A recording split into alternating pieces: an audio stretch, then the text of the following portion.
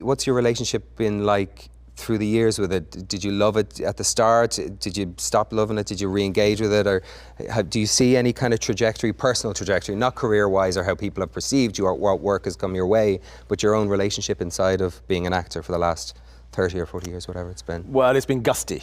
Yeah. I don't know about you. Yeah. I have gusts of incredible enthusiasm. Yeah. Usually once I've signed up, out of sheer panic. Yeah. Because if I'm bad, everyone is going to laugh at me.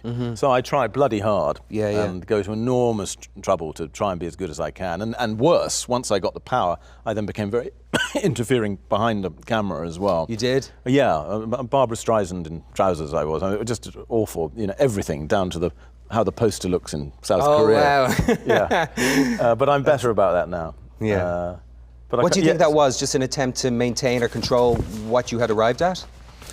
To be honest, it was more to do with the films that were comedies, because you know, it's such a fragile thing, jokes. Yes, and yes. It only takes one tiny thing to suddenly the laugh is lost.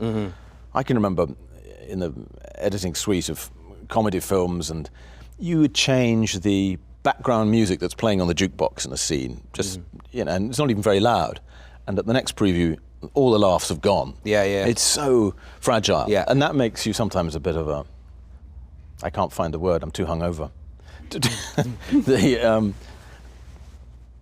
What do you call someone who's pernickety? Well, someone, Yeah, pernickety, yeah. Control freak. Yeah. Yes. Absolutely. And what about, are there other things, other aspects of life that you've found have helped you step away from acting or have existed alongside acting? You mentioned politics earlier. I'm wondering, has that informed your work? Because people have asked me as a dad and stuff, does being a father make you a better actor? I don't know, but it makes my life outside of acting more rich. And I have to believe that that can only enrich the work that I do. Or I choose to believe that that can only enrich the work that I do. Yes. You know, I find that when I claimed in my early years not to identify with being an actor, and I was all, I don't give a fuck, and this and that and the other, and I really just didn't know how to manage my own care for it, or my own uncertainty around it, or my own anxiety around it. And now, the more rich my life has gotten outside of the world of acting and making films and stuff, the less serious I take it with regards to the value that it puts on me as a man. But that also has this strange paradox where it allows me to invest more of myself in it without the weight it once did, if that makes sense. I enjoy it more, I have a freedom within it because I step into it from this life that has a greater degree of, you know, I now have 6 friends in my life, you know, constant friends instead of just bumping film to film and hanging out with crew and, you know.